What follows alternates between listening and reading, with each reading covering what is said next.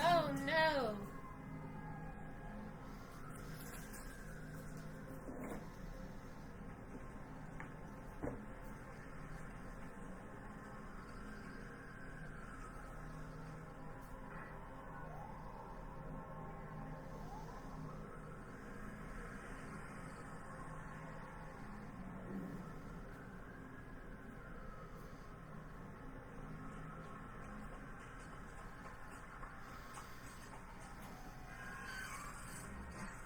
I'm dizzy.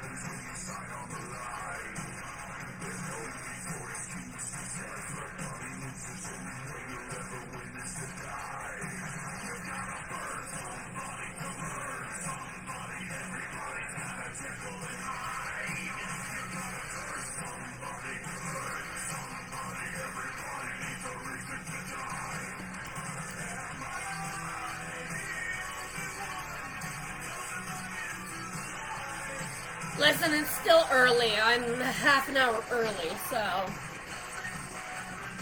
I just wanted to make sure my shit was together.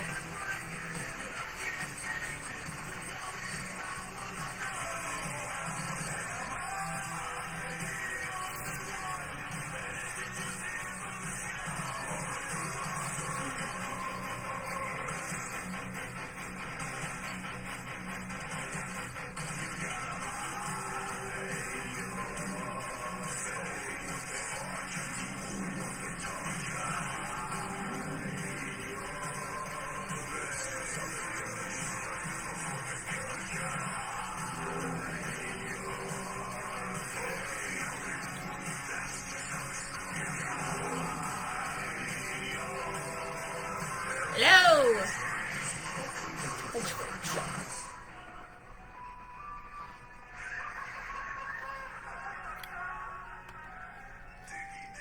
How y'all doing?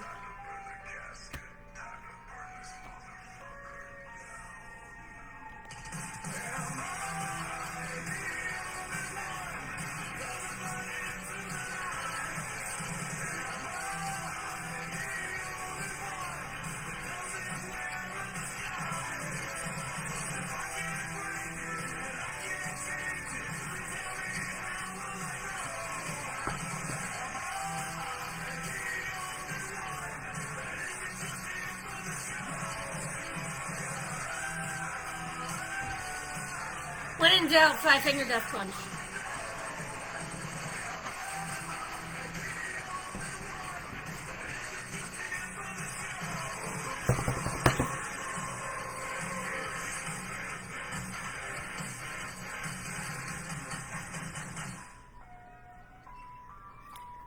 Okay. So I've lost a couple people. Leave a comment. Tell me who you are. Because for some reason I don't know how to check who is here. Let's see. I'm not asking for money. I'm not asking for money. I don't want anybody's money. Just by the way. I just wanted to put that out there. Just thought I'd say that. I don't want anyone's money. I bought a fucking house. I don't need anybody's fucking money. I really don't. I am doing my shit my fucking self.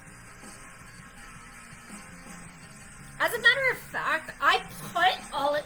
You know, what my man's doing, he's putting shit together. He's not here right now, but he has been busting his ass by putting things together and fixing things.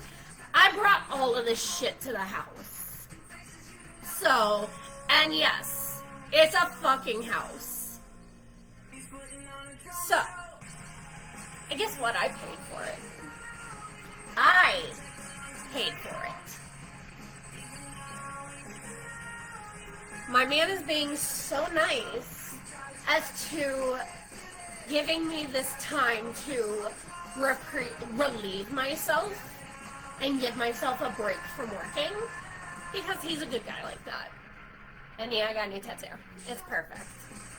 So, I probably will go get some more tattoos soon. So, other than that, oh, here we go, some Disturbed. This is what everybody needs this morning. Let's go.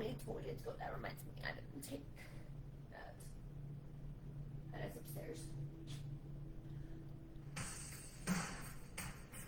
Everybody enjoy listening to Vengeful One. I'll be right back.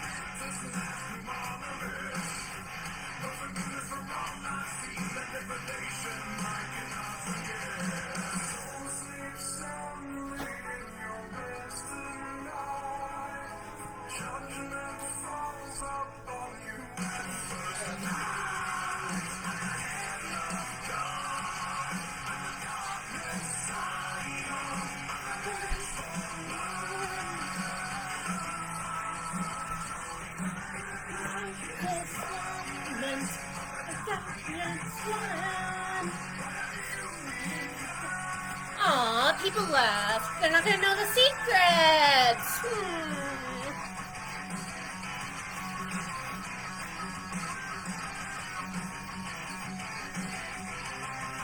Listen. What else?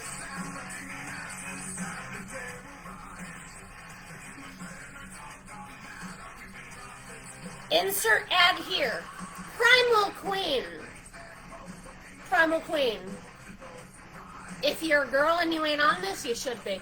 Especially if you're like going through menopausal bullshit. I'm not. But this shit gives you energy. A new cow, like, fucking hearts and whatnot would be good for you. Like, cow heart, cow ovaries, bullshit like that. Man, do I fucking, like, feel energized as fuck after I take it. Woo! I don't need coffee anymore after that. I just like to take it. I mean, the coffee, of course. Where are my medicine?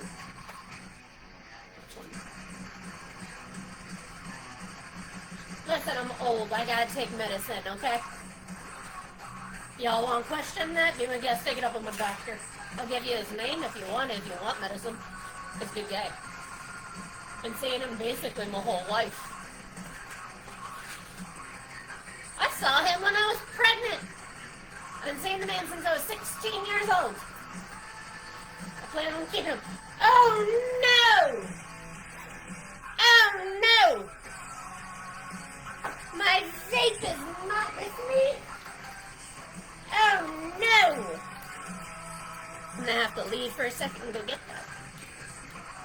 Meant for the vengeful.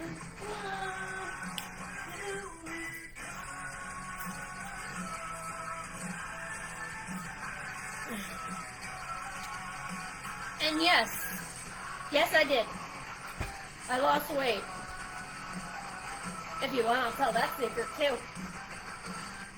Be right back, and night. Enjoy that for one again.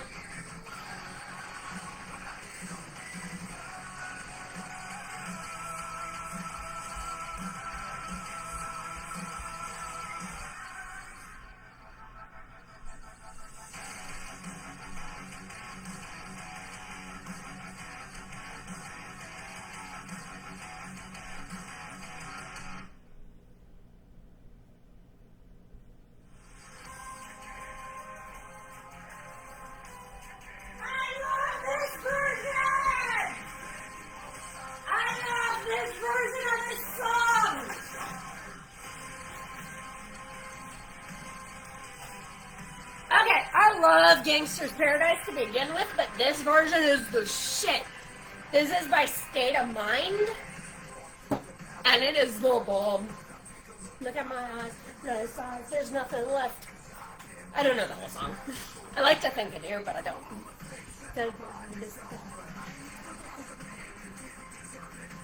I like blasting this song through my neighborhood.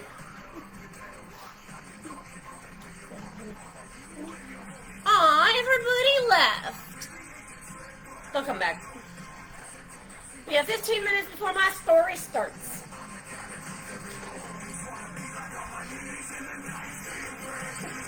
Sorry. This time we lost our lives in the gangsters' paradise. We spend most our lives living in the gangsters' paradise. We spend most our lives living in the gangsters' paradise.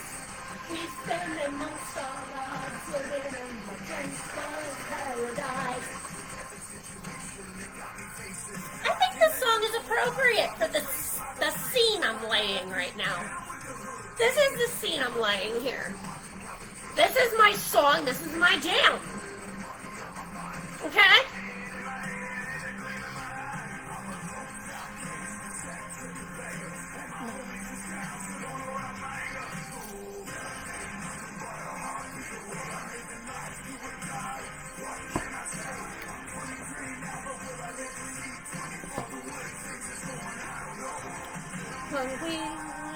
Are we so blind to see that the ones we hurt are you and me?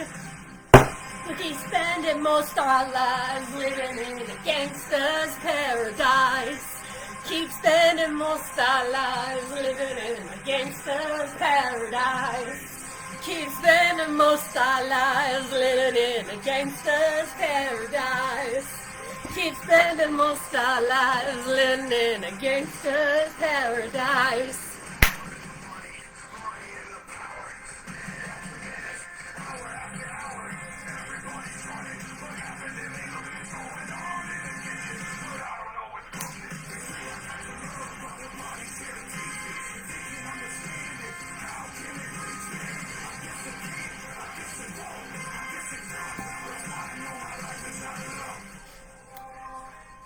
Starlights living in the gangster's paradise.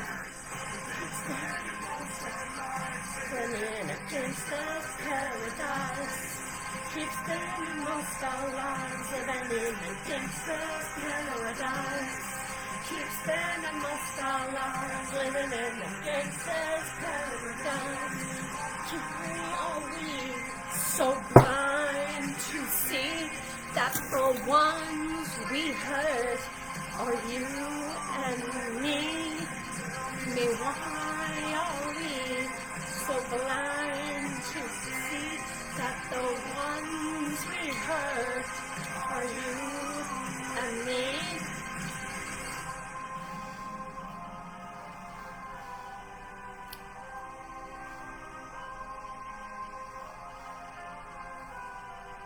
Oh, Danielle, you're gonna hear it. I'm here for it. We got 10 more minutes. I'm letting people come on in.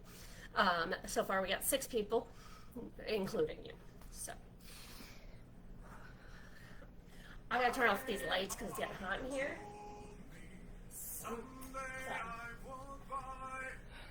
Sitting in front of a. Oh, that hurt. This chair is a. I'm sorry. I'm not here. This is not my jam right now. Peyton Parrish. What version of this? Peyton Parrish? No, here we go. Bad Wolves. This works. Yeah, this song's fairly appropriate. Oh, Danielle, we're going back so far to when I was like 3. It is so hot that it's melted. It's melted the cup. It's melting the floor.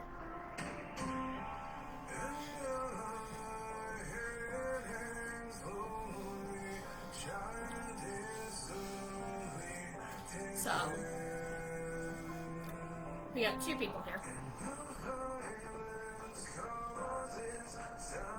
Let's see.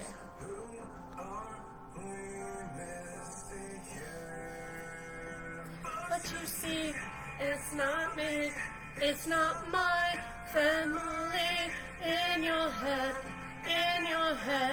they are fighting with their tanks and their bombs and their bombs and their guns.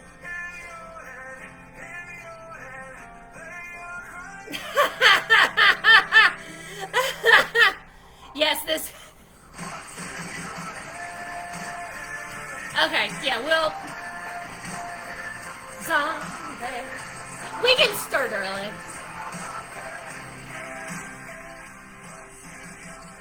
We can start early. Because you only have 10-15 minutes, I'll start for you.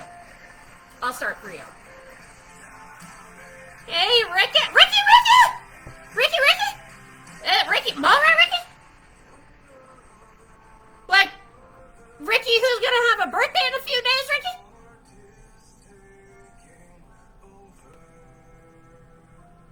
Is that who this is?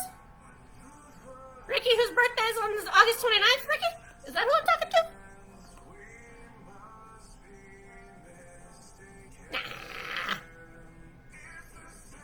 Nah. You haven't been seen in years. Who are you?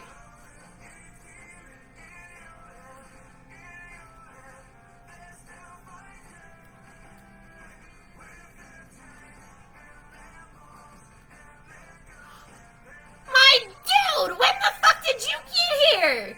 I haven't heard from you in like 40 years. Happy early birthday, my dude. I will literally never forget your birthday.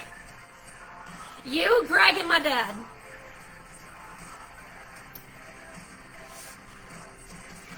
Yeah, you, Greg, and my dad all have the same birthday. I don't know where Greg is.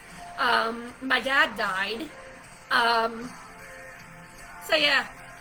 Happy birthday! My birthday's a week after yours, so I better have a happy birthday. Alright, so, yeah.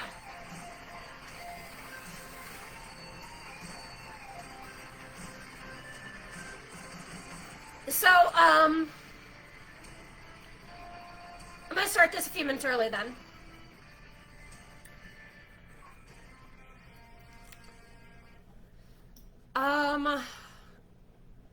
So, another somebody popped in. My sister, you know what? I got an idea. See if I can do it while we're talking. My sister made my life, my entire life, a living hell. Such a living hell that I'm going to write a book about it. And this is going to be the precursor of doing so. I will leave names out, especially the children. The children will have their names left out. I will replace them with new ones. Because not a whole lot of people, well, a lot of people know my sister's older children, but a lot of you may have forgotten their names, but I'm still going to leave their names out. especially the younger children and the children that my sister happened to pick up along the way. Yeah, my sister picked up straggling children along the way and adopted them. I don't know who they are. I've never actually met them. Honestly, I really don't even know their full names.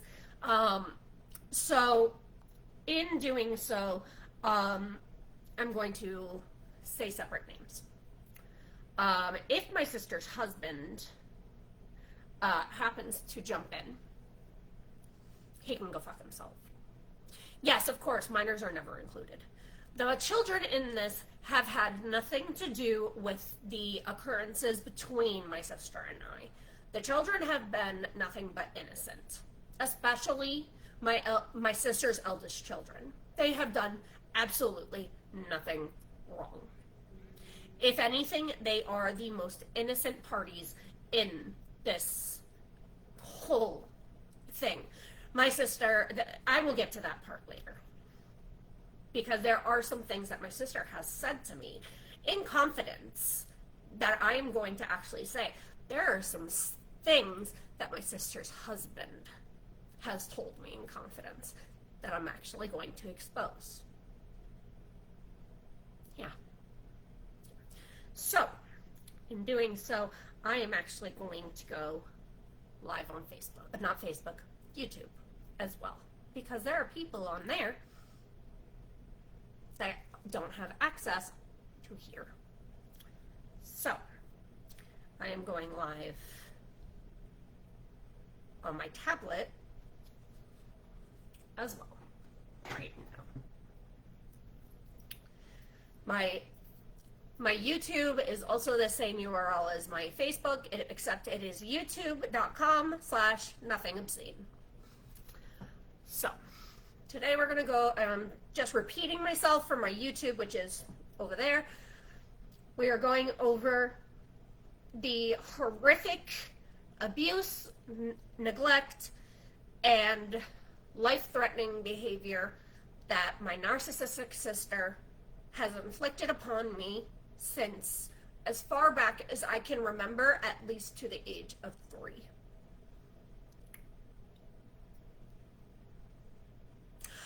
Danielle, it's going to be saved onto my Facebook. It automatically saves, as far as I'm aware. But I'll save it somehow for you. I love you. So, starting from the beginning, I remember when I don't remember what age I was, but my sister was in my parents' house. My sister had my bedroom that you guys know about. The room that I had as a teenager was my sister's room. And my sister would babysit me. My sister, when I was that age, would lock me in my room to have sex with her boyfriends while she was babysitting me. I would kick, I would scream, and I would cry to be let out.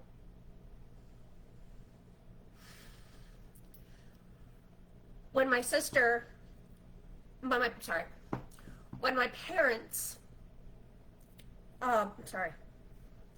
my brother moved out. My brother graduated high school, and my brother moved out.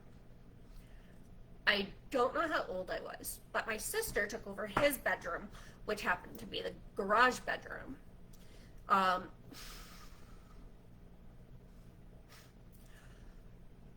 Again, my sister would babysit me, be having sex with her boyfriends in her room, and lock me out. At one point, I think I was probably about 5 or 6. My sister found it necessary to shower in my parents' bedroom. And something happened. I don't remember what had happened, but I went running, terrified, to my sister, who was in my parents' shower, and I slipped and I fell and I cracked my head open. Right here, I can't feel it much anymore, but there is a scar here because my sister ignored me, and I smacked my head open and required sutures in my forehead because she wasn't watching me properly. I fell on the floor, cracked my head open in my parents' dresser, and my sister ignored me. After she got out of the shower finally, she saw that I was bleeding, said something to me. I went into the as most of you have been in my house, I went to this huge wall that we had that was a mirror. And I looked at my face and I had blood dripping down my face.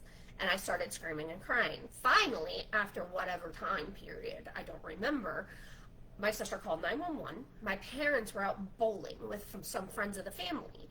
And then my mom came running home, and the EMTs were patching me up, and they told me they wanted to take me to hospital, and this was my first ambulance ride. My mom was very, very mad. My sister used to take me to the mall for one reason and one reason only. Not because she wanted to have fun with me.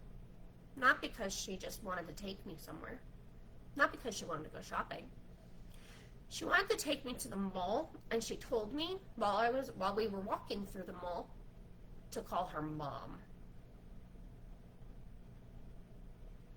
Yeah. My sister wanted to pretend that she was a teen mom when I was like 4 or 5.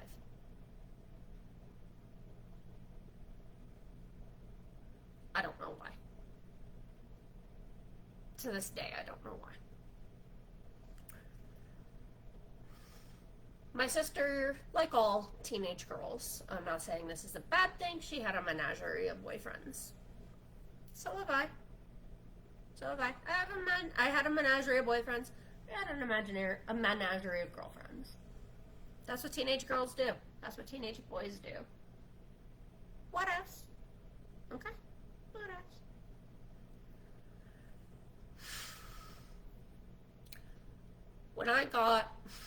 My sister found a man after she graduated, or rather got her certificate of completion. After she finished high school. Oh, you got a certificate of completion, or did you graduate? Or GED? GED is a diploma now. Back in my sister's day, there was no GED. But,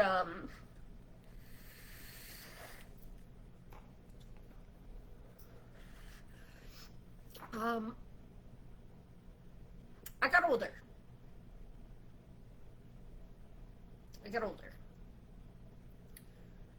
My sister never stood up for me. My sister wanted to control me. I was in color guard. I did color guard since kindergarten. I was in Coconut Creek Sea Guard, which is the middle school guard at that point in time. I learned a lot. I developed a lot of skills, and I continued with my skills for 15 years. Some of that time, in that time frame, I lost 3 color guard instructors to AIDS. And that was very sad. It was sad. And my sister was my color guard instructor for a couple of years because she didn't go to college. She didn't try to further her education. My parents paid for her to go to school to do nails. They paid for her to go to massage therapy school, but she never did any of it. She decided that she didn't want to work. She didn't want to make something of herself. She decided, but when my dad, we're going to leave my dad mostly out of this, my dad decided he wanted to start his own color guard, and we were called, after Coconut Creek Sea, Varay, which Varay is the last name of the first color guard instructor that was my sister's, passed away. And he left a lasting impression on our color guard circuit down here in South Florida. So we were for a tribute. We did a few shows, and then Beret Tribute disbanded. We then started a color guard troupe known as Shenanigans. My sister was my instructor for Shenanigans for... Oh, good for you, Ricky. Shenanigans ran for a few years. I was not captain. I was still just a peon. I was not good enough. I had one solo out of all those years in Shenanigans. One fucking solo. And they put me in an impossible position at the time. I was not skilled enough to do the one solo they wanted me to do. They asked me at 12 years old to toss a 6 with a rifle and catch it. Now the point is I can toss a 6. I can. I always could. I could never catch it. No matter how many times I tried, I could not catch it. So I always spun under. I always tossed under, so I could catch it. And one day I got brave enough and tossed a 6, and I almost caught it, and I was reprimanded. Hard. Very hard.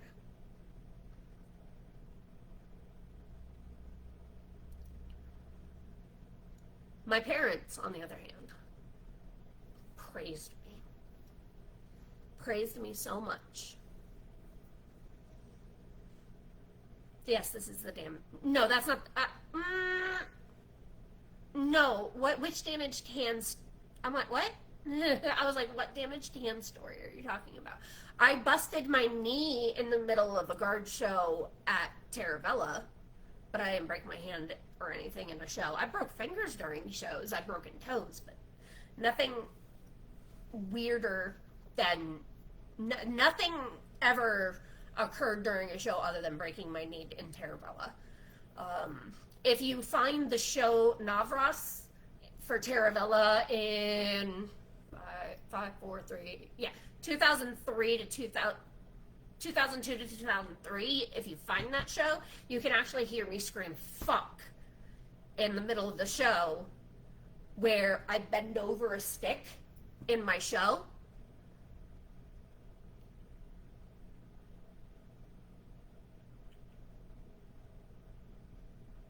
I don't remember that, but I'm pretty sure, I don't think that was me. Yes. It's not just rifles, I can spin fire too. But anyway, back to the story. So I was reprimanded for tossing the 6 and not catching it properly. I don't remember, Ricky. So yes, I have a bruise under my chin. Don't worry about it. I did it to myself. It was an accident. So shortly after that, life went on. There was a good small period. And then my sister got pregnant. My sister got pregnant with her first daughter, Pete. Yeah. All right, said the name. Shit. Oh, well, that one's out. Her oldest child, and they were still living with us. I had already had 2 older nieces, and I love them to death. They have done nothing wrong. None of the children, yet again, have done nothing wrong. My nieces are all innocent. My nieces and my nephews have done nothing wrong in any of this. If anything, my sister's children have been abused and neglected through all of this. Payden and works, that's, yeah. So we're going to call baby 1 Payden. Baby 1 Payden. My sister, several years after having baby number 1 with the father, who was a crack addict, heroin addict, whatever, He was addicted to drugs. I don't remember what drugs. I'm fairly sure it was either meth, crack, whatever. His entire family, except for his sister, whose name I will also leave out, she would not do drugs because she watched her mother, her brother, her father, everyone else in her family go down. All of them. My sister's oldest child is terrified to death of taking medications. She has mental instabilities like I do, but refuses to take medication because she's afraid she's going to turn out like her biological father. I'd be too. Fuck, I'd be too. Now, my sister moved in with her child's father. Go figure. He was still doing drugs. She thought she could change him. Unfortunately, that's not how that works. So, after that, couple years, my sister gets knocked up again. This time with a boy. Baby B. We'll call him Baby B. My sister told me the only reason she got pregnant with Baby B is because she wanted Baby B's daddy to propose to her. Yeah. Guess what never happened? Guess what did happen? Baby B was born at the hospital. Guess who wasn't even present for the birth of him? Yeah, you got it right. Father was not present for the birth of Baby B. He didn't give a fuck. He still doesn't care. He still does not care. Want to know how I know? Because Baby A, my sister's eldest, has had babies. And Baby A has met with their father and informed their father that he's a grandfather. And he hasn't been seen or heard from again. And Baby A is devastated because they think that they caused him to relapse because he was clean before, but after that, he never came back. And I want Baby A to realize that is not your fault. Baby A, if you're watching this, you had nothing to do with that. That is his fault. That has nothing to do with you. You cannot cure an addict. You cannot. Addicts are addicts. That has nothing to do with you. You did nothing wrong. It is okay. Okay? We are still here. I still love you, and I will support you if I have to. I will love you, and I always will. And Baby B, I love you too. Even after what just happened. How this happened. I'm so sorry. And I will explain that in a moment. Baby A and Baby B both have they're neurodivergent, like myself. And like I said, Baby A is afraid that they would become addicted to things like their father was, and that's why they don't take medication. As far as I am aware, that may be true, they may be false, but that is what I remember being told. And I don't blame them. I don't. Baby A has quite... I'm not going to say anything bad about it, but they're trying to make their own Brady Bunch. And I love them so much for it. It just gives me more babies to love. My sister, I don't know if I just said this, but planned on having Baby B so that Baby B and Baby A's dad would propose to them because she was pregnant again. That didn't happen. If anything, baby daddy ran away to Texas. Remember that. Keynote. I went through high school.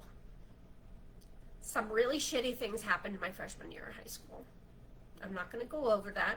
I don't want to go over that. I had some really terrifying shit happen to me and my friends my freshman year of high school, involving somebody who was raped. 2 people who were raped. I had to make statements to detectives. I am aware that babies are not the answer to marriage. Not pregnant. Thank you. I didn't want to marry Reed either. Sorry, Reed. Sorry, Ma. Sorry, Deb. I did not get knocked up with my child to marry your son. Sorry. Me and Reed are great co-parents. We didn't make a good couple. Sorry, Reed. Anyway, moving on. I don't believe in babies for marriage. I believe in babies for love, not marriage. Excuse me. I'm going to take a sip of water. I am parched.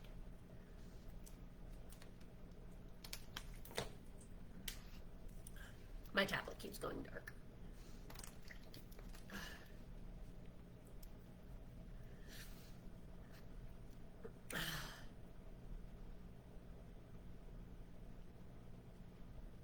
I'm sorry, Ricky, but I'm glad you have a baby. I bet he's beautiful.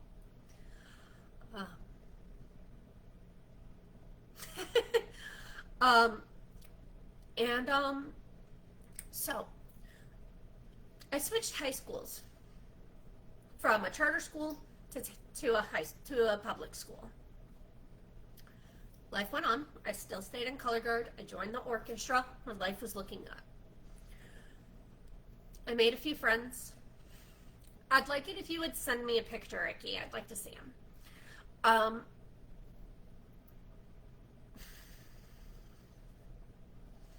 I became more of who I was. While I was a freshman in high school, I became a mall rat. I met a guy. I fell in love. I went to band shows, local band shows. Did things I really wasn't supposed to do. Probably really shouldn't have done now that I'm an adult looking back on it. Still obviously a heavy metal girl. But I made a lot of friends. I saved a lot of people. I did. I saved a lot of people. Including Ricky.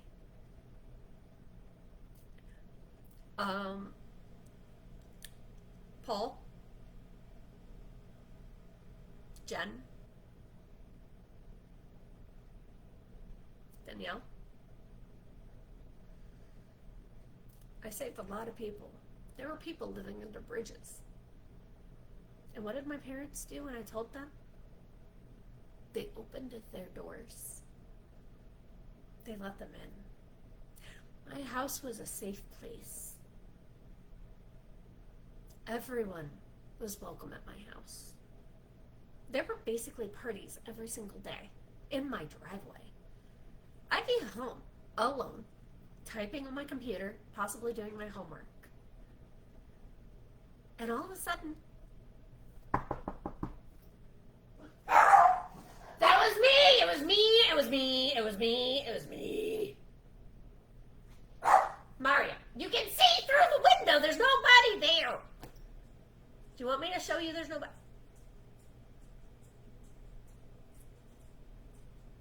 Come here. Come on. That was my fault. I deserve that. This is Mario. Oh, yeah. Yes. A lot of you saved me. But there was a time period where everyone turned their back on me. Everyone. Mr. Mayor, can I put you down now? I'm okay. You're okay?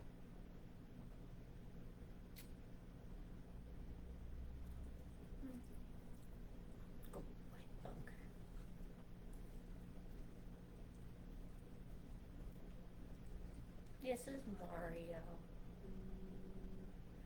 I fixed him. He was very, very sick when I first got him. Well, before I adopted him. I fixed him. I know.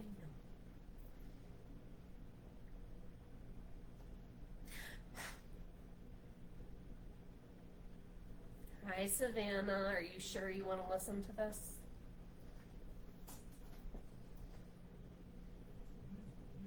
Savannah, are you sure you want to listen to this? I don't think you want to listen to this.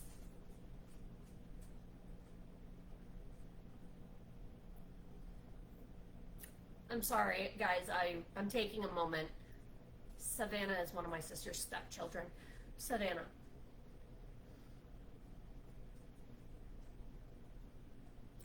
Lana! Lana is also one of my sister's stepchildren.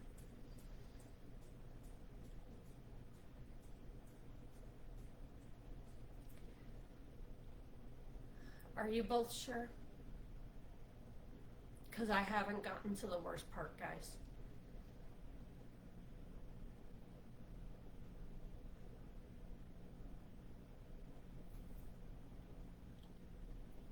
Guys, I haven't gotten to the worst part. It gets worse.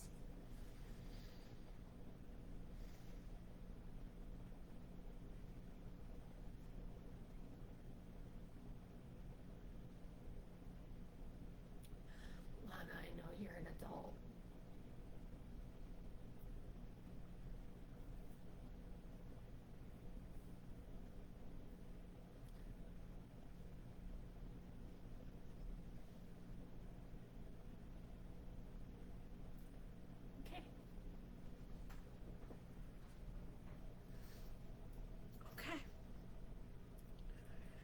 Okay.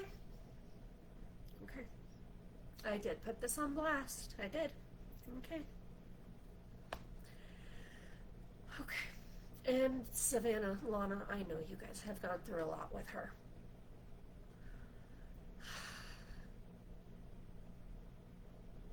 Does your mother know?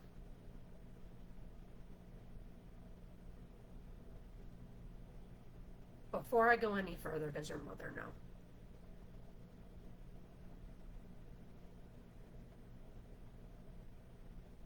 Your mother will shoot me if she doesn't know what's going on right now. Okay. Okay. As long as your mother is aware, you're also going to find out some things about me. Okay?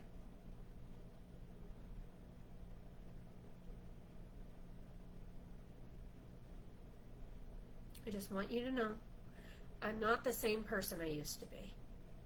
Okay? And I love you both. And I love Nora. And that never was ever a question. As soon as the two of you came into my life, and Nora, and even your brother, step-brother, as soon as you all came into my life, there was no question. I loved you the second I saw you. Okay? I love you all very, very much. You aren't you are not my step nieces. You are my nieces, and I love you. Okay? No matter what and with the situation your father and your stepmother are in, no matter what happens, you are still mine. Do you understand?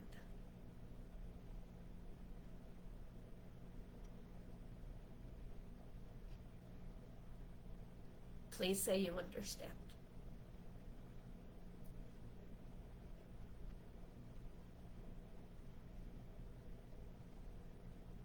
Thank you. Sorry, I need a second now. Thank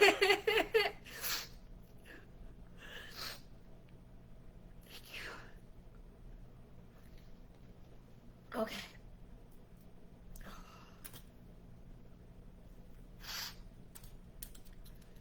Okay.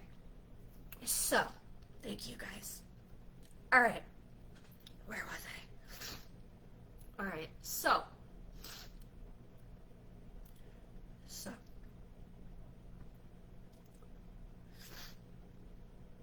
forgot where I was. Okay, freshman year. I did stupid shit like teenage girls do. I got a boyfriend, I fell in love, did stupid shit, probably shouldn't have done. And I guarantee you, the two of you have done it too. Made friends I shouldn't have made mistakes. Saved a lot of people. It did. Like I was telling Danielle and I were talking about, I saved a lot of people.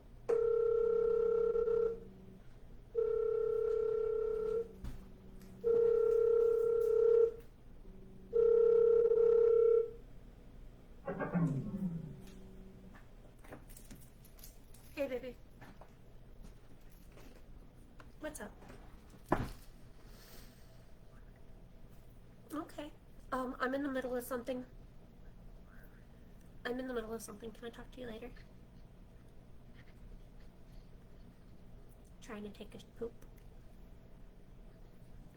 Okay, I love you. Huh? Oh, I'm sorry. Alright, I love you. Bye. I'm obviously not going poo. Oops. I don't lie to him. I normally don't, but I'm doing this. So this isn't. Yes, banana phone. But so high school mood, JPT, and Mallrats, yes. So I was a Mallrat. I basically still am. So there were people living in tents and bridges, and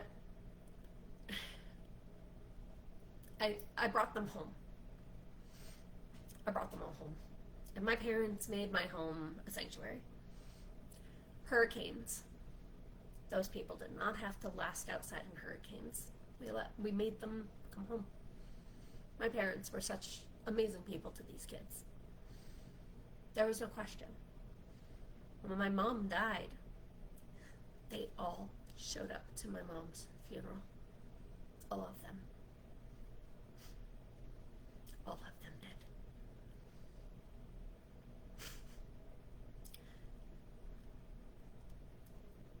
After, there was one night, my sister took my car.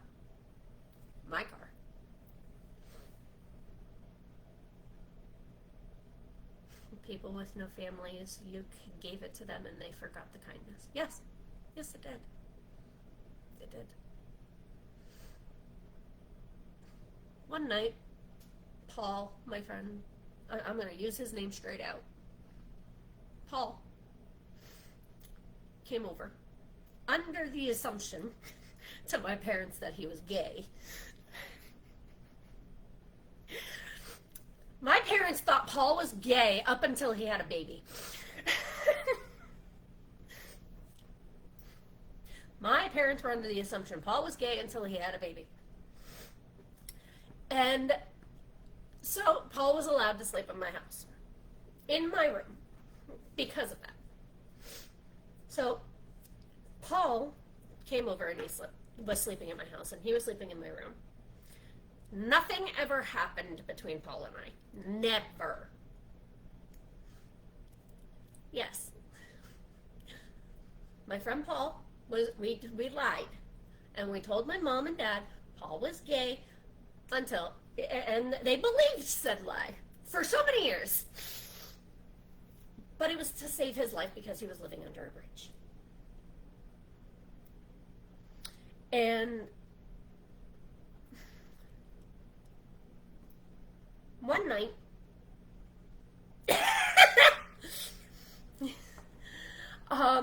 so my sister takes my car, leaves, and Paul and I are sitting in my room watching Harry Potter. Because that was obviously the biggest thing at the time. So we're sitting there, we're watching Harry Potter, and all of a sudden we hear the door slam. And my sister falling. And we're just like, what the fuck? So we go out. And we are like, what's going on? And my sister is outside her bedroom on the floor. And we're like, what the fuck are you doing? And she is so hammered. And I'm like, Christy, did you drive my car drunk? And she's just like, yup. And I feel good. I'm like, you dumb fucking bitch. Paul and I had to pick her up off the floor and throw her in her room. Now, at the time, Paul and I found it funny. Now, I do not. It's not funny. At all. So,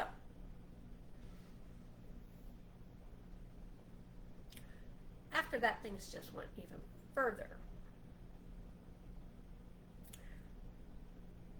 My sister, not my sister, me, I go through high school, I have my friends, I do my thing. I actually graduate. I don't get a GED. I don't drop out of school. I don't get a certificate of completion. No, I get a full-blown motherfucker diploma. And I didn't do it by the skin of my teeth. I actually graduate. When my name was called to walk across the stage, it erupted in applause across that fucking theater as I walked across the stage. That's right. It did. Because I made it. So, and was my sister invited to that fucking thing? Absolutely not. No.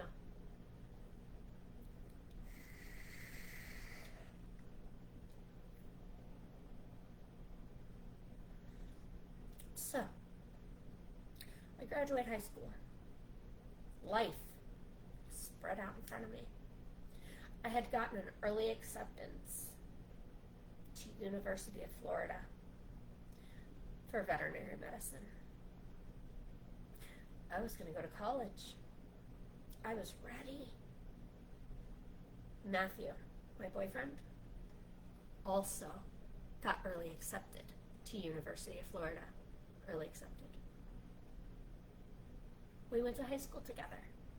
We went to elementary school together. I lived with him. We've known each other all our lives. We weren't together yet. We are now. And you're goddamn right. I'm gonna marry this man. But anyway. So, moving on.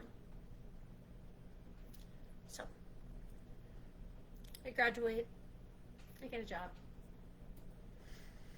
But I didn't go to University of Florida. No, I didn't. My mom got cancer. Ovarian cancer. So I stayed. I stayed home. Didn't go. What'd my sister do?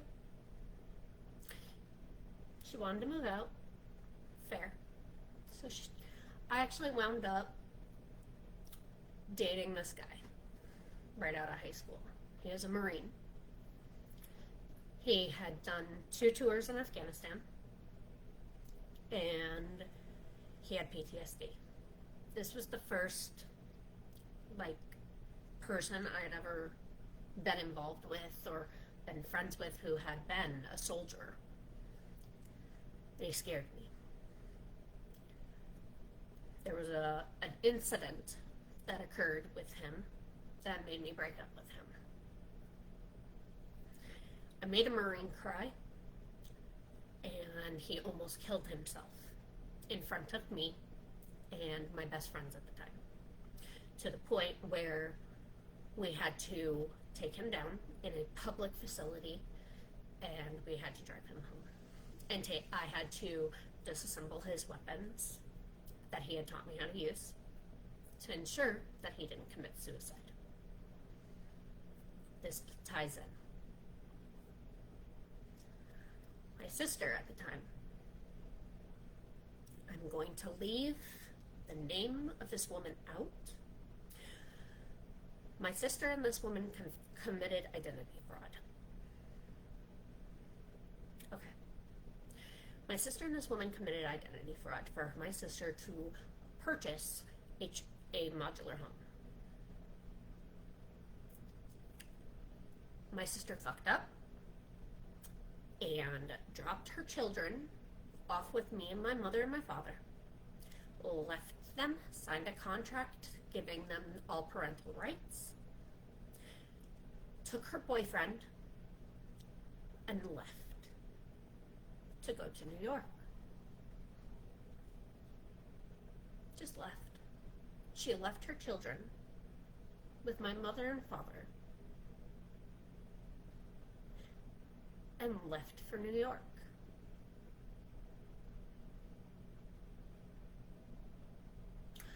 Her children thrived with my mom. My mom was a teacher. Well, not a teacher. She was a paraprofessional for mentally special children. Special education. At the time, I believe at the time, I don't remember very quite clear, she had a child that she was caring for at the school who had Down syndrome. Wonderful child, by the way. I don't know what happened to her. I do know her name. I just haven't decided to look her up and find her. She was a wonderful girl, though.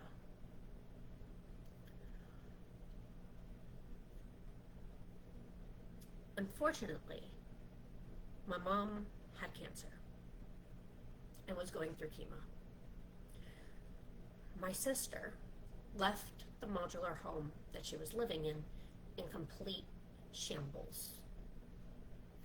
The woman who committed the fraud with my sister was taking everything she could from this home. Not without being a bitch first and slapping eviction stickers everywhere before my sister left, which I will say was bitchy of her, but I almost beat the shit out of said woman because this woman said, my mom was wearing a scarf, no hair. She was obviously going through chemo. It was obvious.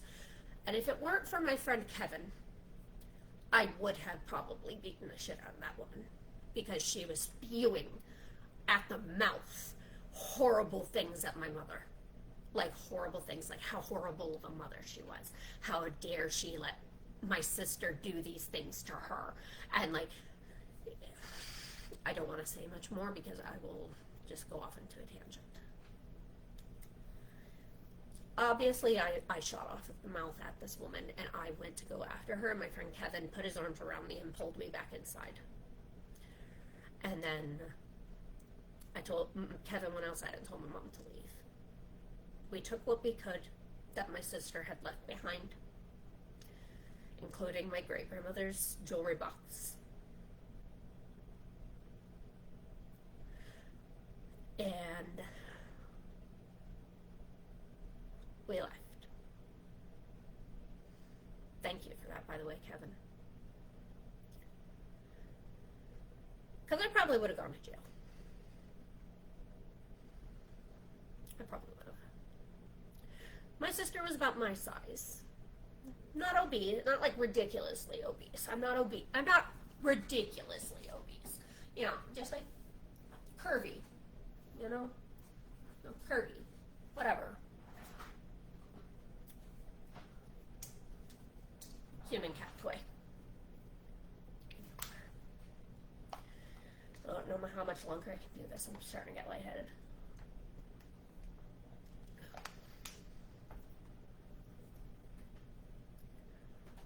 So, my sister in this modular home actually also left behind in the master bedroom where she and her boyfriend were living. There were needles everywhere. Syringe needles. Insulin needles. spoons that were burned, dime bags with white powder in them, and rocks everywhere. I didn't see my sister for a couple of years after that. When my sister did finally come back, she was ridiculously skinny and looked disgusting.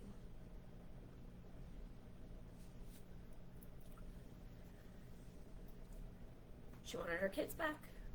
My mom gave her kids back. My mom regretted giving her those children back. My mom regretted ever giving those children back to my sister.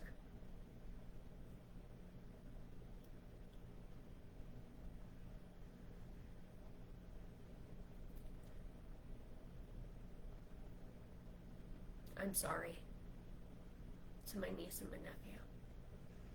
I wish I was older. I wish I knew better. I wish I could have taken you. I would have taken you. I wish I knew better.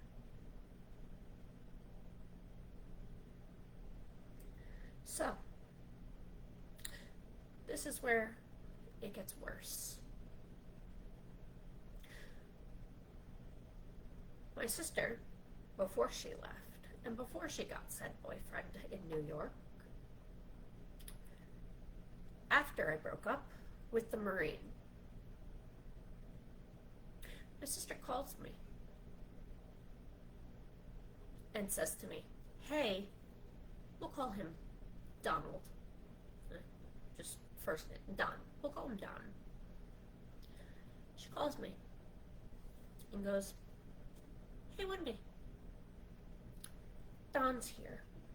And he told me the only reason he talked to you at the bar was so he could get closer to me. Would you be mad if I went out with him?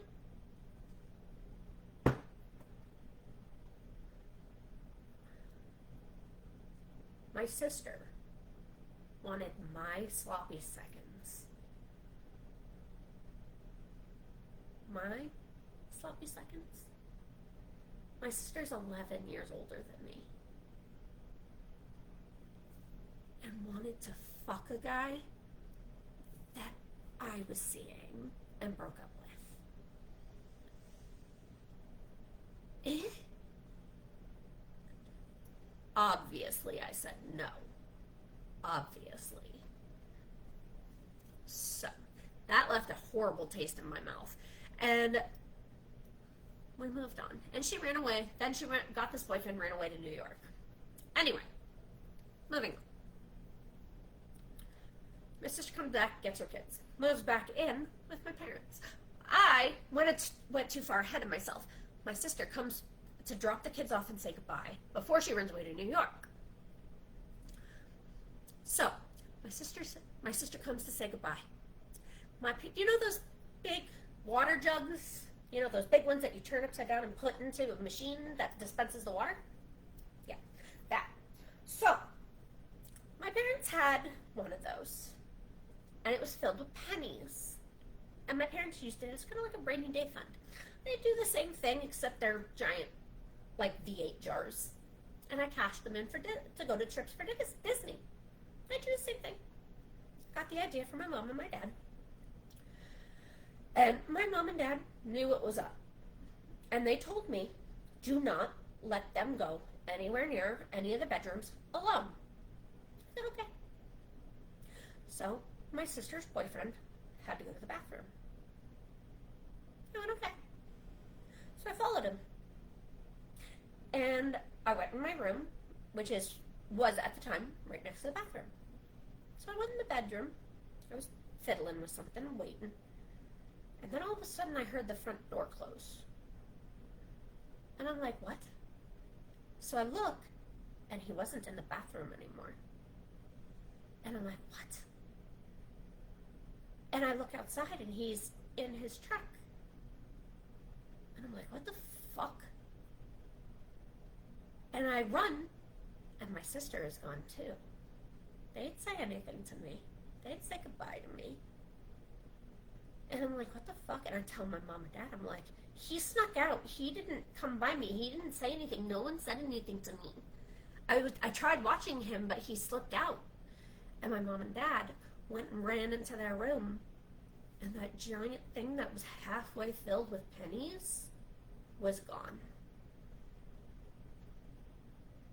Gone. Not only that, they stole more money from my parents. How? They stole money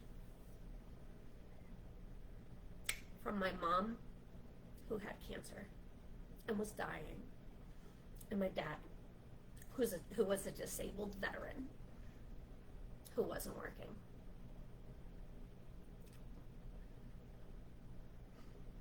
Yeah. And mind you, we found needles and drugs, or evidence, rather, of drugs in their home.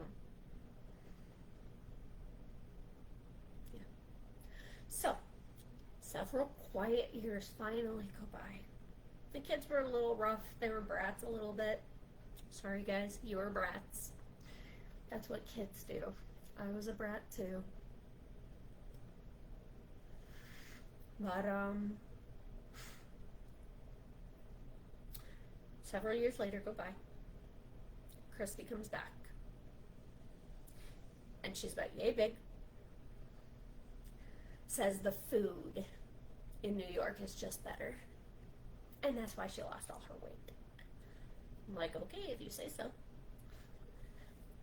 And I turned 21. So, and she decides to take me to get hammered for my birthday. 21. How harmless? Well, I'm getting ahead of myself. I was working for the fetish factory at the time. And this is where things get weird. This is the part where I'm going to surprise my nieces, or my step nieces. I don't call them my step nieces, but that's what this really is. I was doing drugs. Cocaine in particular. I was not doing it for fun. I was doing it to lose weight. My sister took it upon herself to go through my shit and proceed to tell, not my parents, every single one of my friends. All of you. Including the people who I saved. Paul, Stephanie, Caitlin, Ashley, Jeff, Drew, Jade. And I'm sorry, Danielle.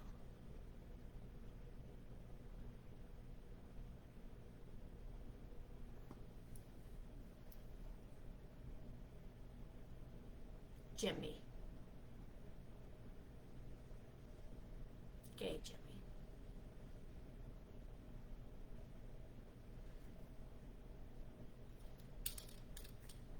And my boyfriend.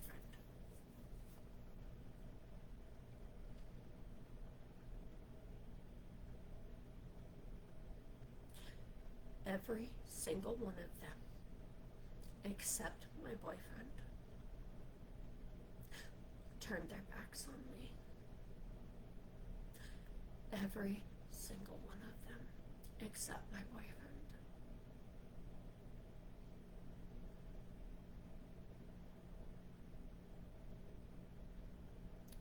You all stopped talking to me.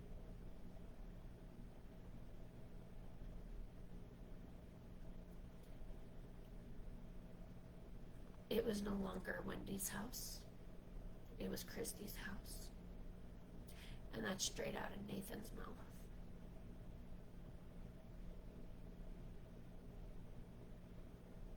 I saw Caitlin one more time after she had her son. so she could give me baby clothes. I talked to her once recently. We just became friends on Facebook after years of silence. I have not spoken to Ashley since. Paul attempted to rekindle. Serena, nothing. She babysat my kid for a few times, and I paid her to do it. Stephanie, nothing. Chris, honestly, I could give a fuck what he thinks. Jeff, I wound up forgiving. I got engaged to the guy, so whatever.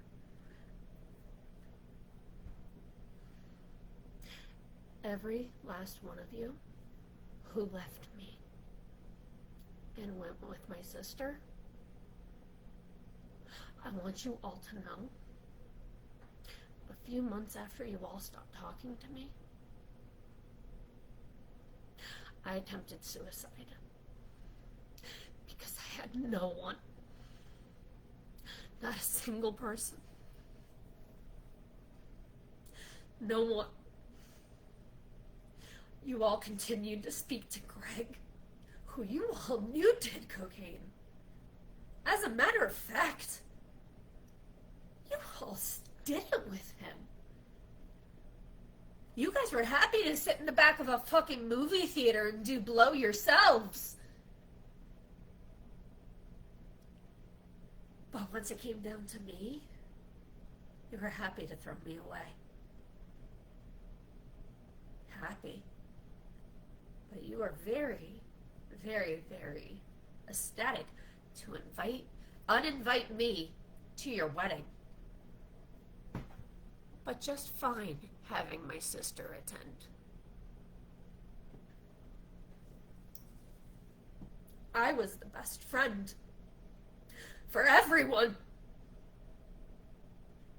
I saved your lives!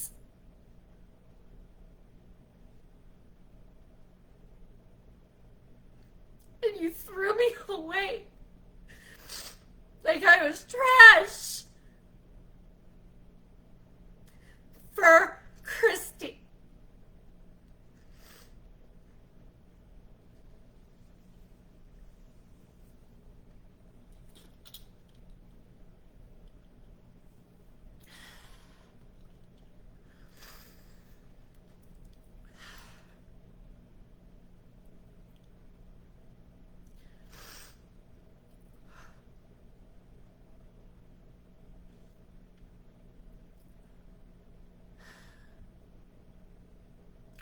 I have not forgiven anybody for that. I will never forgive any of you for it.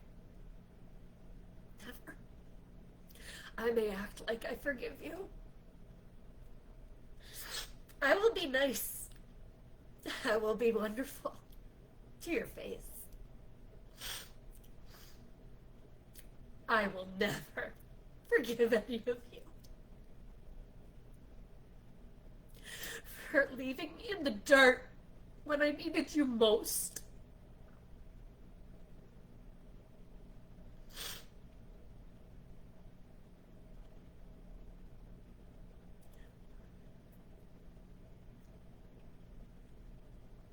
I have been clean.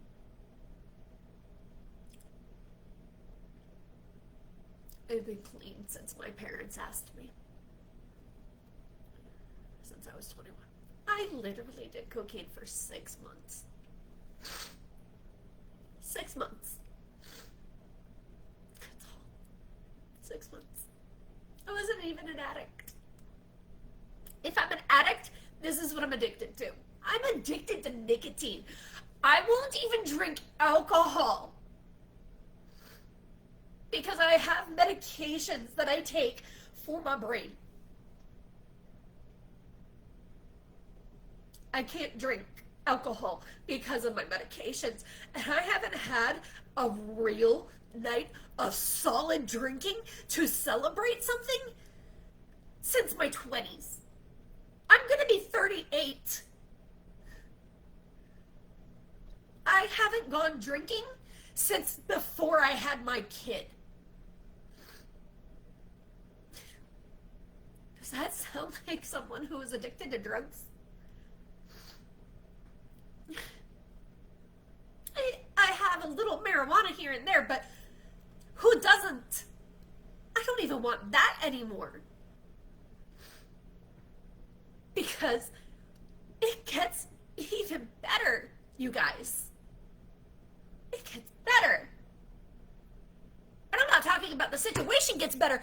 The story gets better.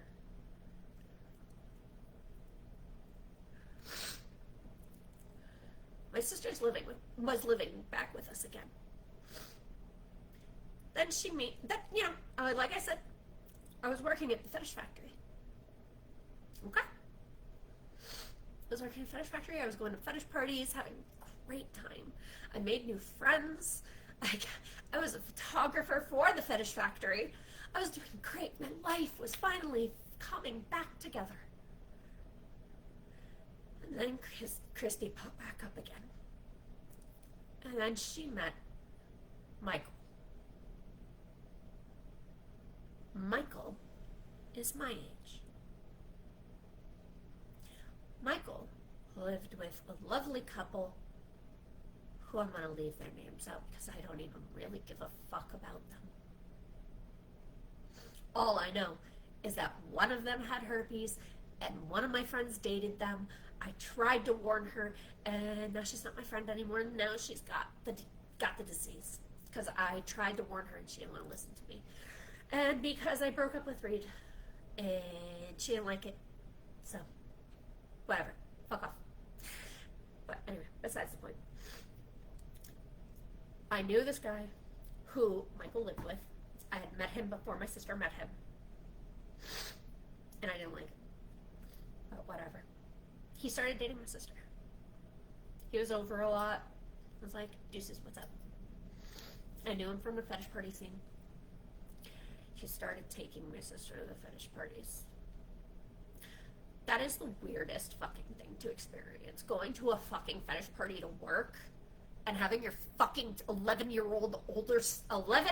years older sister there. It's gross. So, moving on. Michael moves in with us. And yes, Lana and Savannah, I'm talking about your dad. One night, Michael and I are sitting out on the front porch like we usually do, smoking a cigarette, having a nice conversation, when he tells me he's a sociopath.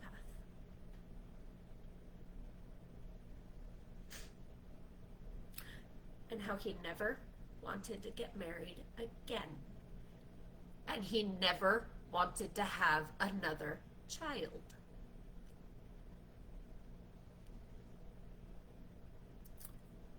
Remember that. Remember? Ah, shit. Time? I gotta go get my charger for my computer. We're gonna leave that now. Leave that there. I'll be right back.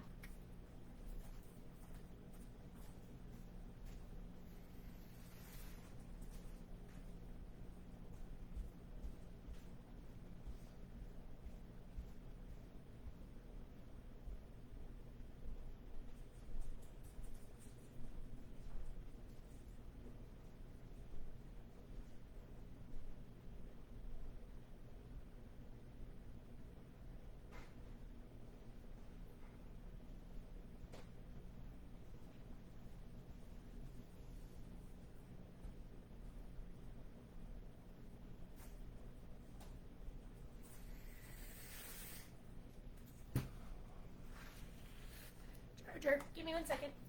I gotta find an outlet. New house, I don't know where all my stuff is. This printer? Cool, printer. That can go. I'm not printing anything today. Hold music.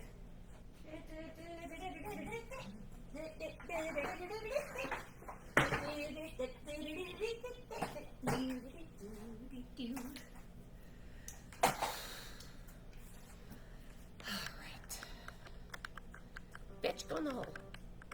Buzz. Okay. Okay. Sorry. Cat toy. Cat toy. Why? I've got 5 text messages. What do you all want? I just need a moment.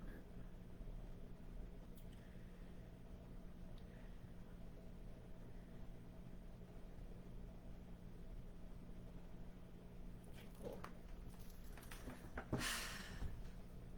Where was I? I forgot where I was. Fetish parties. Michael never wanted to have another marriage or child again. My birthday. My 21st birthday. There it is. My 21st birthday happens. Happy birthday to me. I thought my sister was just being nice. Wanted to have some fun. Took me out for my birthday to get me drunk for my 21st birthday. I thought that was nice. My sister couldn't be all that bad. Got me hammered. Certain bartender gave me a Jaeger shot, and that's what did me in. Come to find out, my sister was letting me lay on the floor in the bathroom in my own sick.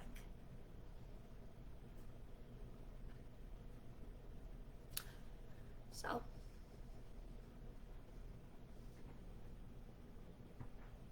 shit happens. That happened. Except I sobered up in the middle of the night, and my sister and I shared a wall. So I know what night baby C was made. And guess what? Michael got that baby he didn't want.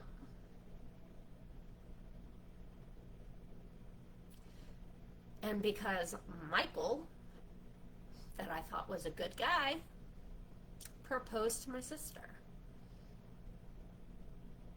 Because there was a baby. Does that sound like familiar? Like very familiar? To get pregnant and get proposed to? Oh yeah. Like baby B was supposed to happen. Does that sound right? Bitch! I have been keeping that secret for so long. So long. I have never told anyone that.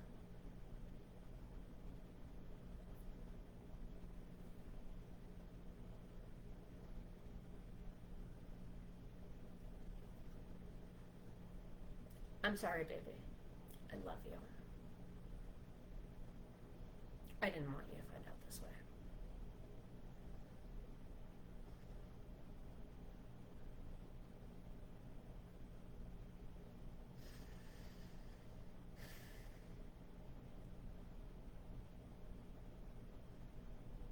I still want you to come with me, though.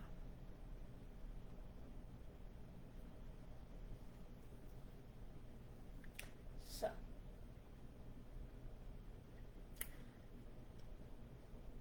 my sister has also a good habit of stealing and not being very good at it either.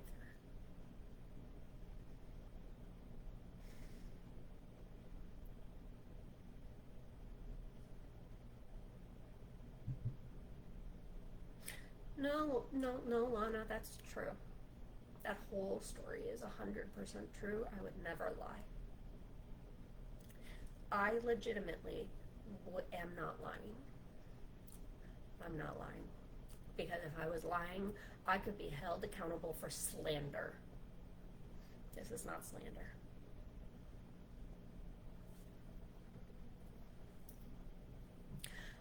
have been forced to keep my mouth shut and been abused my whole life. And guess what? It gets worse. Lana, Savannah, this gets worse. Oh, okay. So, fast forward a little bit. My mom dies. Our family is in shambles. My entire family. Completely in shambles. Before that, a couple years before that, baby A and baby B come to visit down here in Florida. I believe everybody was in Virginia at the time. They were very misbehaved. I gave them a lot of shit. Mom was going through chemo. My sister comes down to pick them up. And she was a complete bitch. Complete bitch to my mother. So I go in there and I shut the door behind me, away from my mother, and I start screaming, telling them how awful my sister, and her children have been, and how Mom, her health has been, and how this is going to be probably the last time they would have ever seen her. And I was right. That was the last time they ever saw my mom alive. That was the last time they saw my mom alive.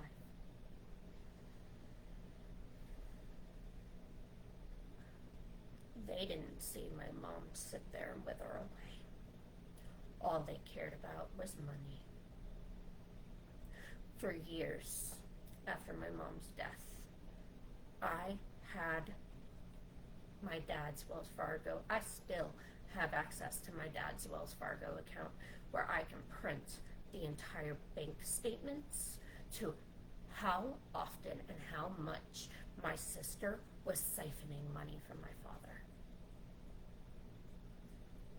The amount of money my dad was giving my sister on the reg was ridiculous. Obscene.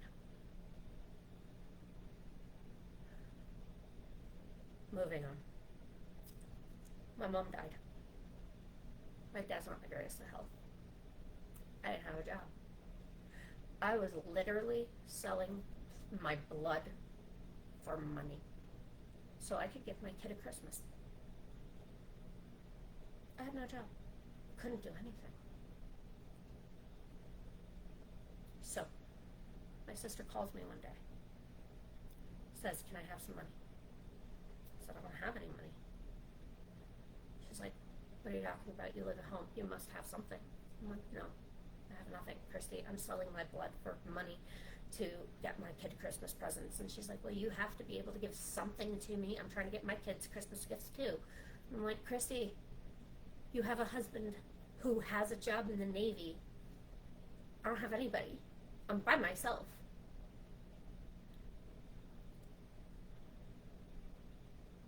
She called CPS on me.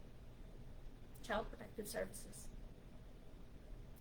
And Adult Protective Services. Said I was trying to steal my father's identity while he was in the hospital. And that I was neglecting my child.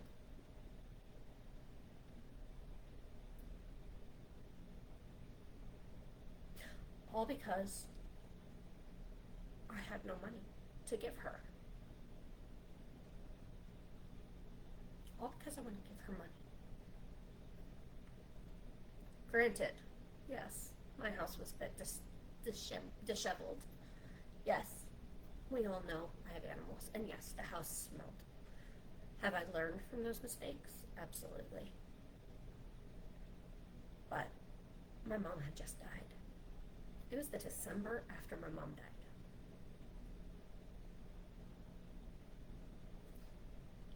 My sister called Child Protective and Adult Protective Services on me.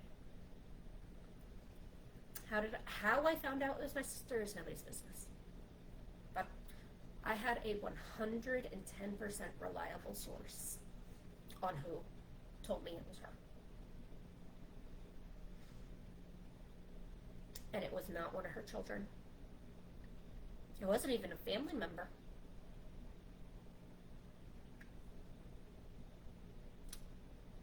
So, CPS got called on me again after that, but it was not Christy. It was a friend. And I know who it was because they sent me a lovely cease and desist letter. I'm going to leave her name out of it because she doesn't deserve to live rent-free in my head. Dumb bitch. Anyway, moving on.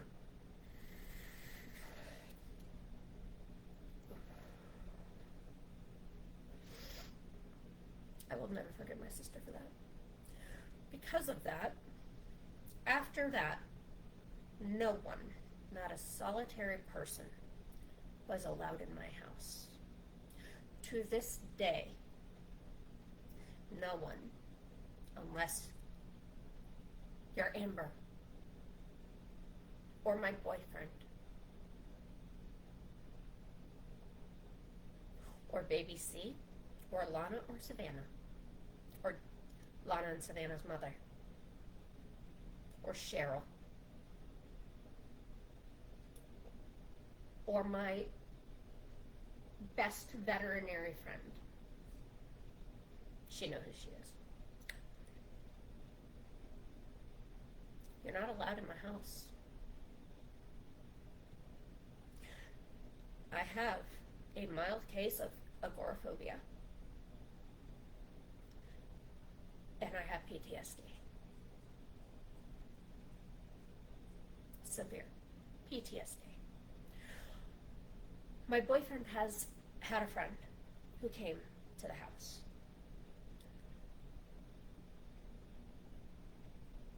I broke down and had to be sedated and knocked out for the rest of the day because I could not handle someone who I wasn't literally blocked with from being in my house because they were in my house. I was that terrified.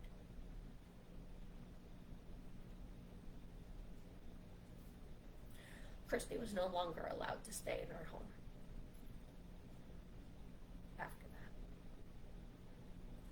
that. I made it very clear to my father she was not welcome in our home. She would have to find somewhere else to stay when she came to Florida. And that burden fell on Paul and Serena. There was no way in hell I would ever let my sister, her husband, stay in my home. And that still stands this day. My brother and sister-in-law don't even know where I live. I'm not even changing my address. No one knows where I live. I've even moved from where I originally moved from. If you Google me, I don't even exist. I've made myself invisible to everyone. You can't find me. If you do manage to do a background check on me, you still can't find me. You won't find my phone number. You might get an address, but it's not the right one. You might get a phone number, but it's not the right one.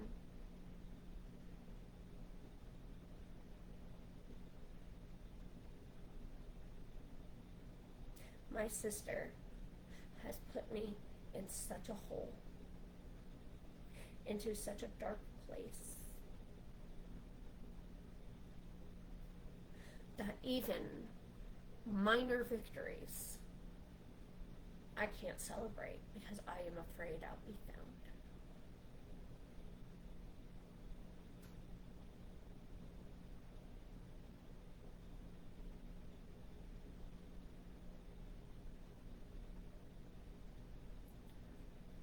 I'm afraid to leave my house.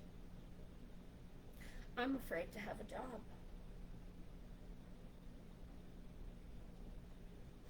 I'm afraid to go to the store.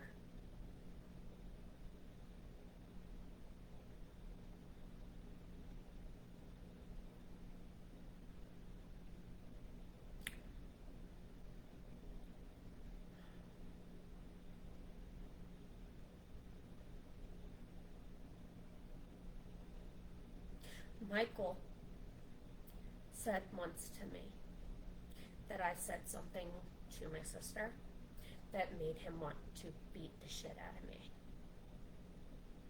Michael stopped showing up in Florida for events after that. I have not seen nor heard from Michael since. Last time I saw Michael, he surprised Lana for, I think, her birthday or something at Dairy Queen. That was the last time I saw Michael. And he threatened me that day.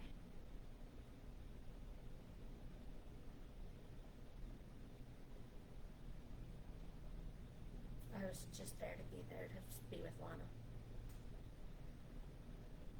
You showed up in the comments, Lana. I can't not leave you out now.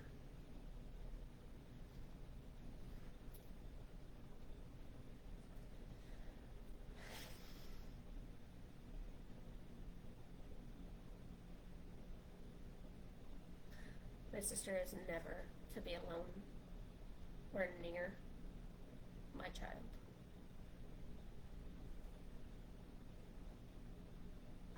My sister is to never know where I live. My sister is never to know my phone number or my child's phone number.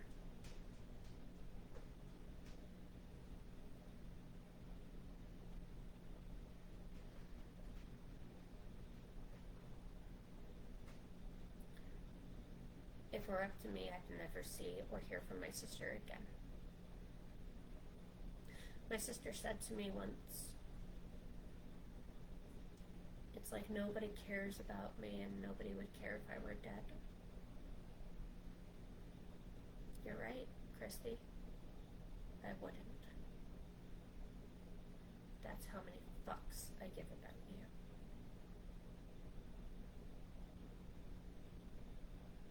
My brother and sister-in-law told me I'm going to hell.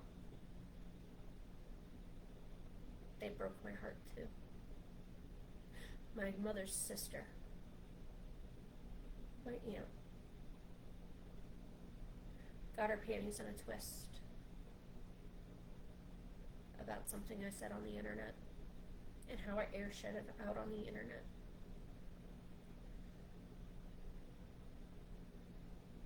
Over the fact that I said that my grandparents were cousins.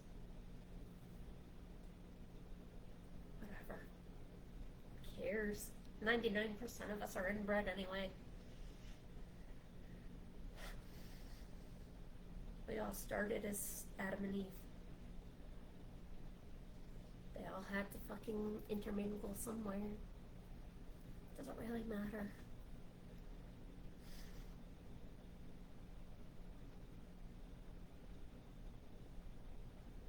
My entire family hates me. But they're not my family. My brother and my sister aren't my family. I have a very different family now. A family that stands behind me. I have my nieces and my nephews.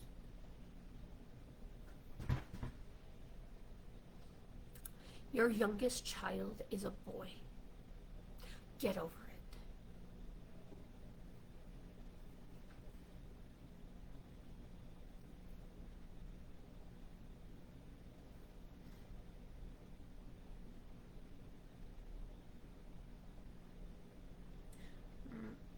I don't fucking want to deal with their bullshit. I want nothing to do with it. I want them to stay away from me. I don't want anything to do with them. I don't want anything to do with their psychobabble. I don't want anything to do with her or her husband. I will take the children. Give me my nieces. Give me my nephews. That's all I want. I want my babies. I don't want my brothers or my sister. I don't want my brother. I don't want my sister. They have damaged me so badly and cast me out to the point that I don't have a family.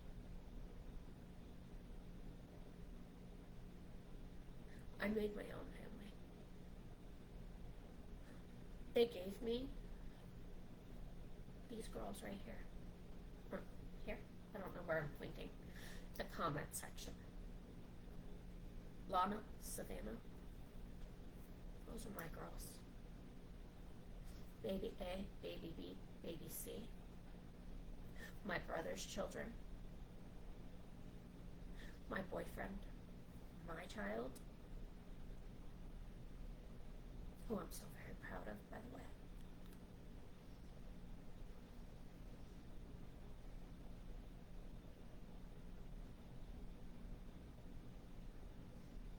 My friends at the Renaissance Fair. Even though they travel. Amber. Melinda. Joy. Jonesy. Anne.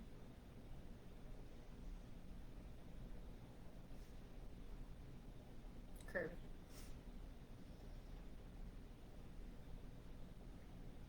And there's so many others. My brain's not working right now. Those are my family. That's my family. I'll save it for you, Meg. And I just want you to know I love you.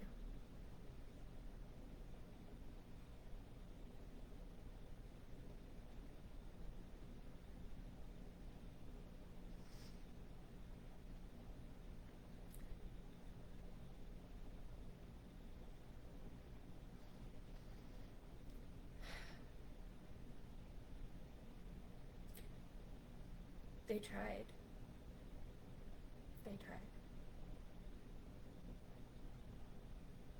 But not one of you. Other than my Renfair family, you all would have left me for dead.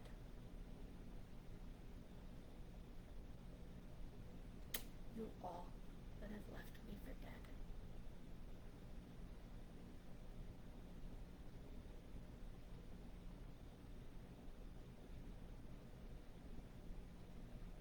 For my sister.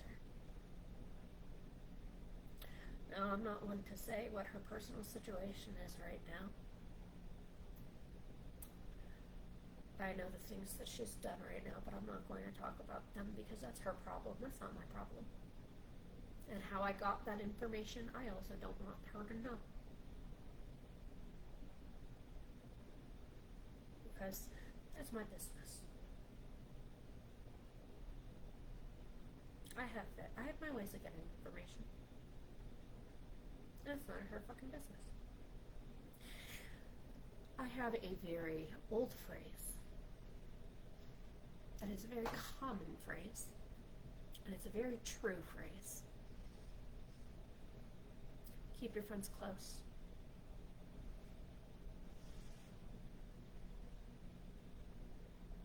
Put your enemies closer. I'm scary in that way. I keep tabs on any and everyone at all times, so I know where I can and cannot be at any point in time. Yet I still remain in my home at all times.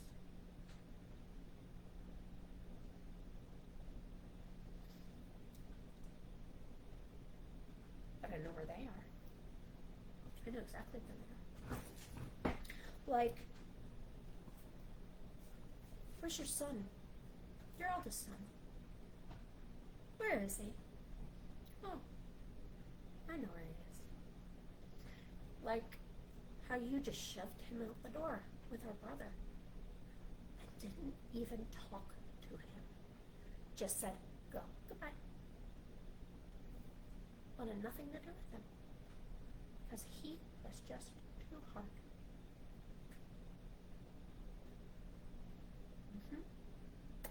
Our brother is basically dying. My brother has multiple myeloma in his back. Our brother used to be a very tall man, very muscular man, very well good-looking man. My brother is almost shorter than me now. And I'm not a tall person. I'm actually quite short.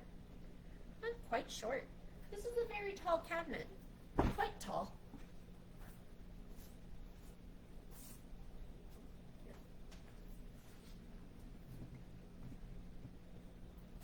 This is quite tall cabinet.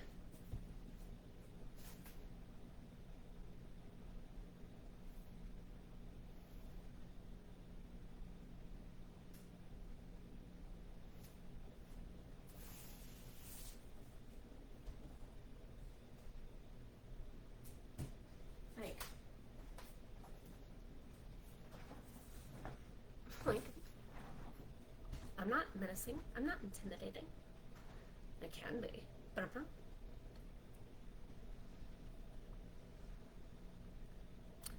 So,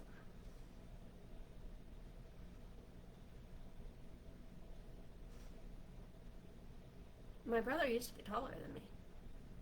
Like, way taller. Like a good on me. He's like right here on me now. And my sister and her husband are like, take him. My nephew's over 21 years old. But they don't want him. He's also mentally delayed, as what they used to say. They used to call him developmentally delayed. That's what my mother used to say. Whether he has an actual diagnosis or not, I have no idea. It's not my business. That's just what I know. My sister shoved him out the door to my brother. And if my brother sees this, my brother didn't do anything wrong on that front. He took my nephew. Didn't interact. Just took my nephew and ran. My poor nephew.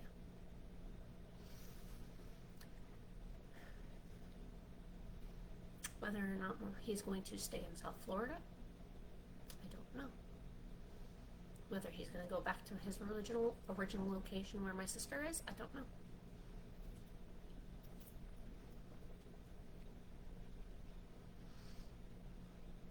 Mean things happen to that boy. Mean things happen to that boy that I can't even imagine to describe.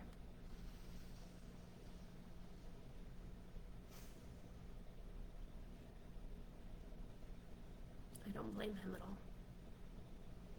I don't blame him, baby B, for the wrongdoings of my sister. I don't blame baby A for the wrongdoings of my sister. And baby C,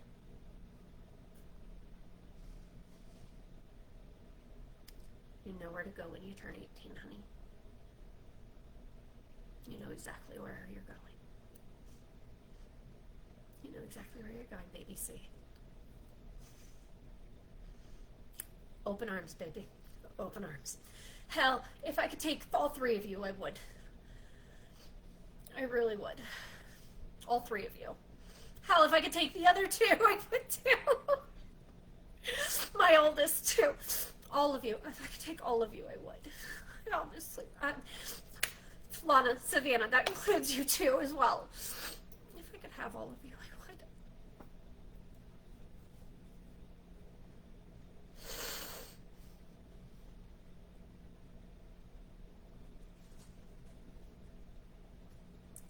I was never put in this family for them.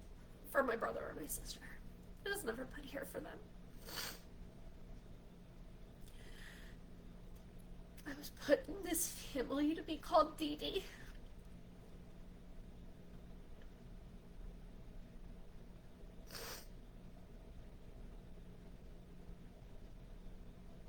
And to be the safe place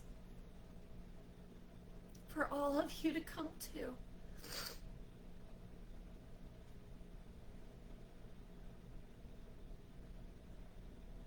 Is that you rushing me along, you little brat?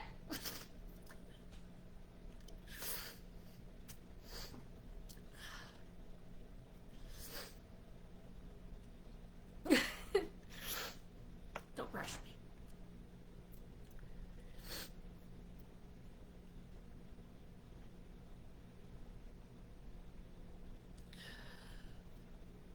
My dad died. No, rewind. My mom died. My sister came down. 1 o'clock in the morning, 1:30 in the morning, she arrived.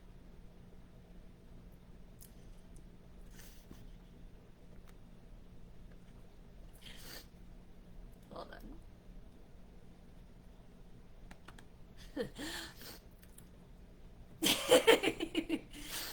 Shut up. My mom died. My sister came home. It was 1:30 in the morning. My kid was 3. Why the fuck all my sister's friends?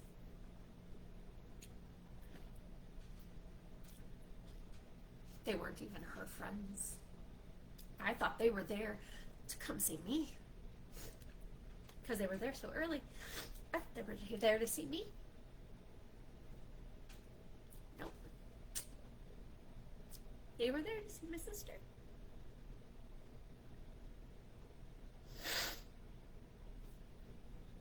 They were there to see my sister.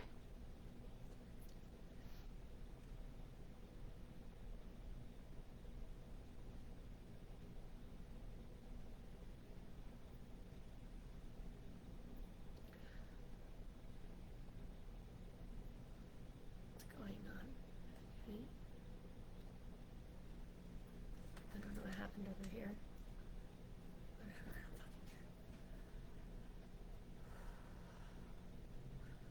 Yeah, it was. And they were there until 3 a.m.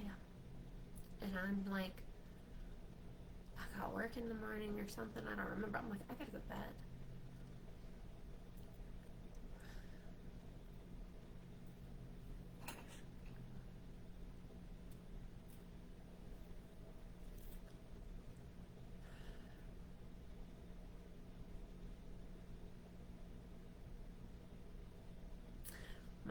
My speech at my mom's wedding was planned out and written. My brother's speech for my mother was planned out and written. My sister couldn't be bothered to write anything about my mom. Couldn't bother to write something down. She just said, my sister couldn't say it better.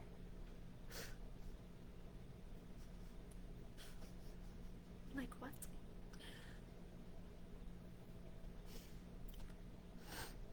So,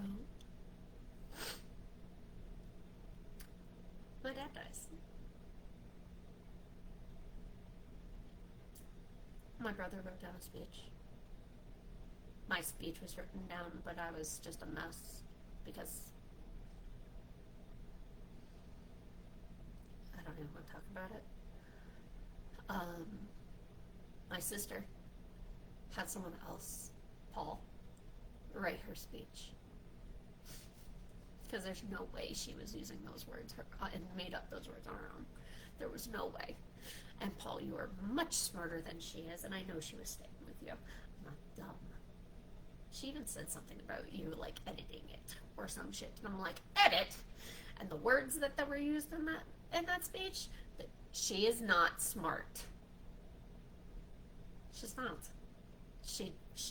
Someone else wrote that for her. I'm not stupid. The only reason mine sucks so bad is because I hadn't had a real night's rest since my mom died because I was too busy taking care of the asshole. And the only reason she wanted anything to do with being theirs because she was going to get money out of it. While she was there, while she was here, and I was making things happen, paying people, paying for what my dad needed, fixing things up. Mind you, it wasn't my money. My dad had prepaid for almost all of it. He did. And I knew what to do because my dad had instructed me. I had all of the directions. And I had my dad's money. It was my dad's money. It was not my money. I was using my dad's money that he had in his bank account to pay for his own services. It wasn't my money. It was my father's money. I was making my father pay for his own shit. Why would I pay with my own money for any of this? You see?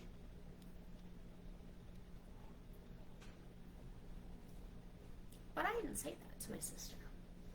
I just said, I have it handled. Because my sister says to me, I can't believe you have enough money to take care of this. And I'm like, I've been saving. Because I didn't dare let her know I had access to our father's bank accounts. Because I'm listed. Well, I was. I closed the accounts. I was listed on his accounts as a trustee to take care of his accounts, his bills, etc. It was his power of attorney, for fuck's sake. I was in charge of everything. No one helped me. Christy came to look at like urns and stuff. But I remember her saying the comment about the money. My boyfriend made mention, because he was there, my boyfriend made mention about how odd it was that she was saying things about money, dropping little hints here, dropping little hints there, dropping little hints. And I said, she's asking for the money. She ain't getting any. This money is my father's money. Until all of his affairs are in order, things are taken care of, life insurance, etc. Because I'd made in my bank account a space for his money. And I made sure to not spend it on anything for myself. That money was specifically made for my father's purposes. It was all for my dad. And once my dad and all of his affairs were taken care of, life insurances and everything, then that money it was doled out between the three of us evenly. I made sure of it. I did not hold on to any money that wasn't mine. I did not give anybody money that I did not withhold anything. I was upfront, honest, and gave everyone a third of everything. I split it up 100% equally, everything that was left. I did not steal. I was honest. I swear. I swear on my child's life, I was honest. I arranged everything, including donating to my dad's temple money, and I paid for a placard to go on the wall with the rest of my dad's family. I did not. I took that out of my own money to do that. I did not take that money out of the money for my sister and brother. And I. So, that's how the money thing worked, if anybody wanted to know. I made sure that my kid and baby C had fun while they were here. We went shopping, we had fun. Baby C stayed with me basically the whole time they were here. The day we pulled the plug on my dad, my sister found it necessary to take pictures of my father's body. Most of you don't know what my dad looked like on life support. My dad had a clot in his brain the size of my fist when he arrived at the hospital for the initial stroke. Right here. In order to remove the clot, they had to cut a square about yay big, maybe a little bigger. They had to cut open his skull to remove the clot. They never put the skull piece back on, and they put a bandage over it. My boyfriend initially tried to hide that side of my father from me. And one day I went to meet my sister and my brother there, and there wasn't enough room. So I had to go on that side of my dad's body to go and make room.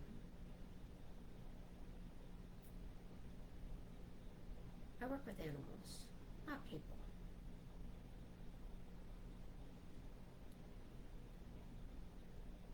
I will never get that image out of my head. Why my sister would want to take pictures of her father like that? It makes my blood pressure rise. The only picture of my dad's body that I took was of a rock in my father's hand. The only piece, I took a picture of just his hand holding the rock that my child asked me to give him. My child asked me to give him a rock to hold on to while he died. And I took that picture so my child knew he had that rock when he left. My sister took full body shots.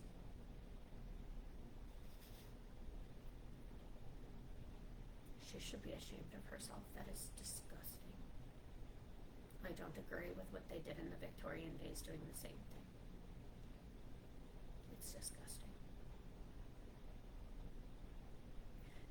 And baby C, I know you were in some of those pictures. Your mother should not have done that. Should not have done that.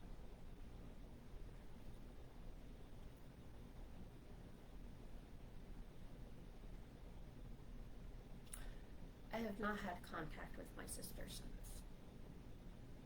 I've spoken to my brother a few times, here and there, but he has cancer and is dying. I'll talk to him, I won't talk to his wife.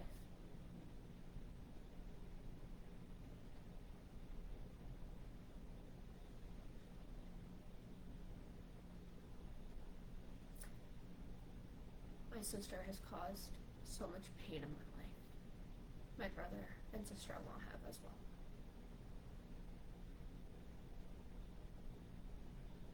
My life was ruined by both of them. But mostly Christy, who ruined and almost killed me.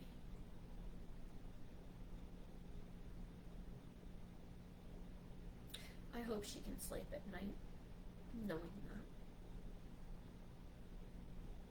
that she almost made her little sister commit suicide.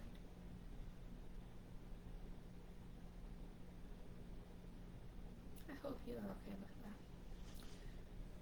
And when you left here thinking we were on good terms, we weren't, Christy. Quite on the contrary. Our father had passed away. Our father was dead.